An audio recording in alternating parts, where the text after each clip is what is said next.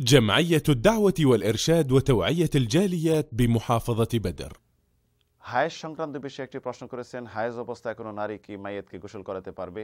হায়েজ অবস্থা থাকলে কোনো নারী তার মা বাবা স্বামী ভাই বোন লাশকে স্পর্শ করতে পারবে? আলহামদুলিল্লাহ রাব্বিল আলামিন, সাল্লাল্লাহু আলা নবিয়িনা মুহাম্মাদিন ওয়া আলা আলিহি ওয়া সাহবিহি আজমাইন। হায়েজ অবস্থায় একজন নারী গোসল করাতে পারবে, মাইয়েতকে স্পর্শ করতে পারবে, দেখতে পারবে, এতে কোনো সমস্যা নেই। তো গোসলের ক্ষেত্রে একজন নারী তার স্বামীকে গোসল করাতে পারে, অন্য অন্য মেয়েদেরকে গোসল করাতে পারে, এতে কোনো সমস্যা নেই।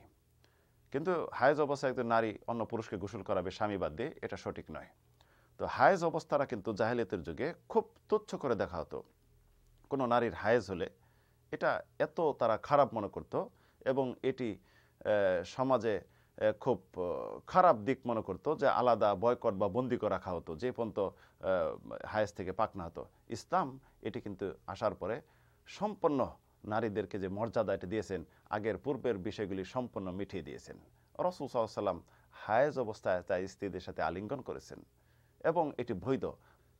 রাসূল যখন স্ত্রীদের সাথে হায়েজ অবস্থায় তাদের সাথে কি অবস্থানে থাকতে হবে, কিছু করা যাবে কিনা বা দূরত্ব বজায় রাখতে হবে কিনা, এই বিষয়ে যখন প্রশ্ন করো রাসূল সাল্লাল্লাহু আলাইহি ওয়াসাল্লাম বলেন, ইসনাউ কুল্লা শাইইন ইল্লা নিকাহ, সব কিছু করতে পারো সহবাস বাদ দিয়ে। সহবাস বাদ দিয়ে আলিঙ্গন চুম্বন এগুলি করা যেতে পারে, এতে কোনো সমস্যা নেই।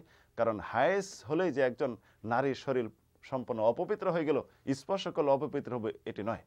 ইসলামিক বিধিবিধানের ক্ষেত্রে তার উপর কিছু ইবাদতে নিষেধাজ্ঞা রয়েছে, কিন্তু তার শরীর তো নাপাক না যে শরীর স্পর্শ করলে আরেকজন নাপাক হয়ে যাবে।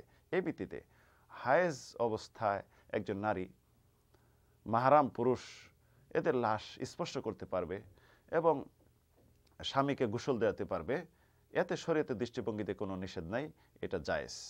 আল্লাহ তাআলা আলাম, ওয়া সাল্লাল্লাহু আলা নবিয়িনা মুহাম্মদ।